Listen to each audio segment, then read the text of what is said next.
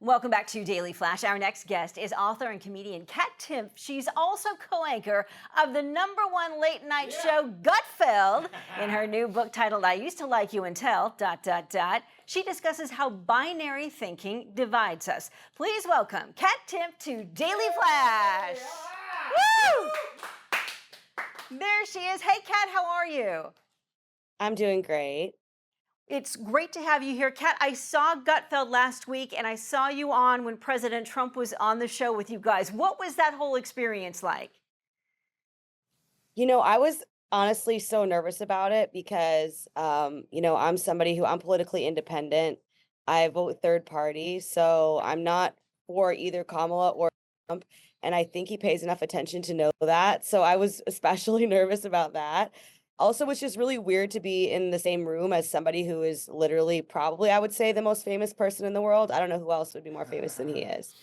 But he was very nice and it was just a fun show and a fun interview. And I got to ask a question about aliens at Area 51. So it was really one of those experiences where the whole time it was happening, it kind of felt surreal to me and then it was over. When you asked him the question about the aliens, were you satisfied with his response? What did he tell you? Of course.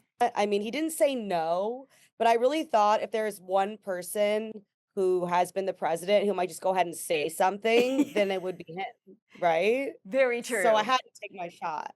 I loved it. Let's talk about the book. Tell us, what is binary thinking? It's a part of the title of the book. So binary thinking is just the two sides, just one side versus the other, whether it's conservative, liberal, Republican, Democrat. I think right now we live in this time where you hear one thing about a person and you'll think that that tells you everything you need to know about the person, whether it's how they voted, where they work.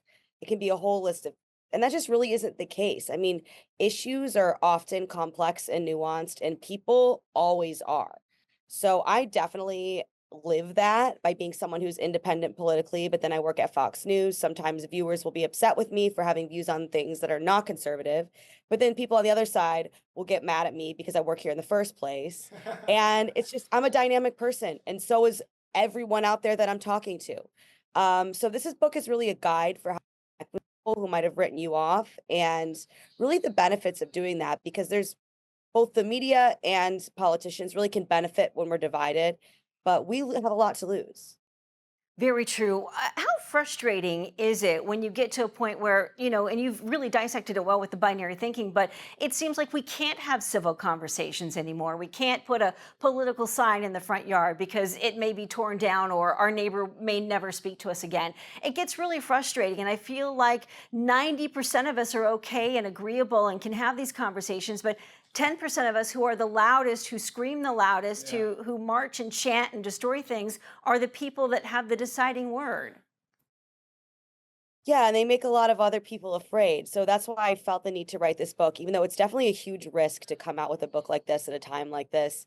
When it's an election, things are really heated. People want to hear why their side's the best and the other side's the worst. But we also, like I said, have the most to lose.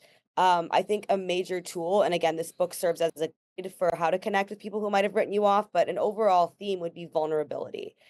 I'm very vulnerable in this book. I tell a lot of stories that I've never told before. I share a lot of personal details about myself that I've never shared before. I mean, I get really deep talking about stuff. And I do that in the hopes that other people can do that too. Because if we want people to see each other as human, we have to be able to show that we are human ourselves.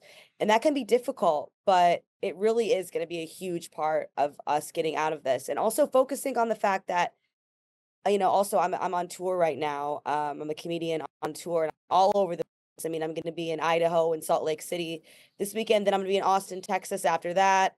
I've been in all these different kinds of places, and as different as people are, I've noticed that a lot of people want the same things.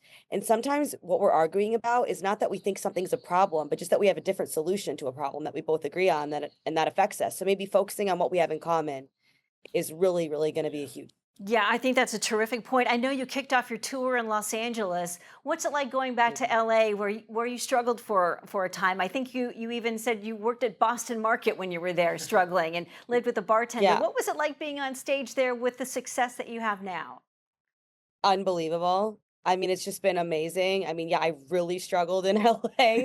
I was supposed to go to journalism school. I got into Columbia Journalism School, and then I couldn't afford it. So I stayed in LA learning skills for free through internships, but also working in restaurants, doing stand-up comedy.